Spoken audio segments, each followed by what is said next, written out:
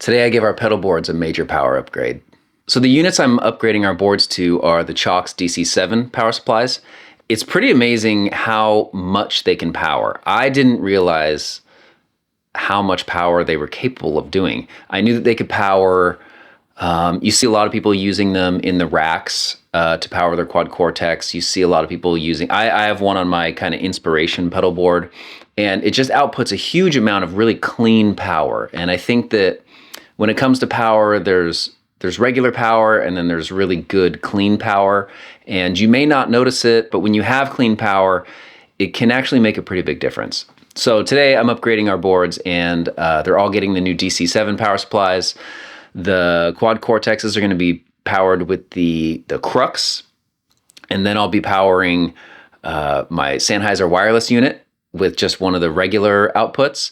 And then I'm going to be using the parallel combiner cables to power my iConnectivity Mio XM as well. So previously I had some custom power supplies built, and unfortunately, you know, when you're traveling all around, if anything happens to those, you're either required to kind of take a backup or hope that you can get a new one in time. But unfortunately, with most things custom, you can't get a new one in time because it takes time to make it because it's made custom. So one of the nice things about the Ciocks stuff is that it's pretty much available everywhere. Speaking of, we got ours through Sweetwater. So Sweetwater, thanks for sponsoring this video. And you know, at any point, if something happens, well, one, they're very small, so they're very easy to take just one backup. And now that all three of us are on the same exact power supply, so now we have one backup for all three boards. And if any one of our power supplies were to go down, we would have a backup, and it's small and lightweight, so that's really good for us.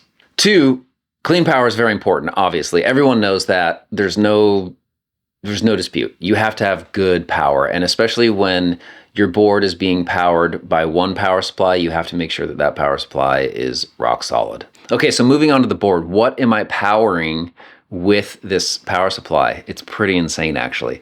So we have the DC7, and that is kind of like the main brain of this. It's like the main supply. So you can see out the side there, the red cable goes up and is powering my Sennheiser wireless unit. And that's a 12 volt, 350 milliamp supply. And then out the other side is the two parallel combiners, which actually takes 4 outputs. And I'm sure everyone's already seen this before. So you take the two parallel combiners, and then you take the outputs of those two parallel combiners, and then you get a single, let's see, what would that be? 5 times 1,000, so 50, I don't know, whatever it is. It's a lot of milliamps out of there. And then that is 12 volts, lots of milliamps, but that is powering my iConnectivity Mio XM.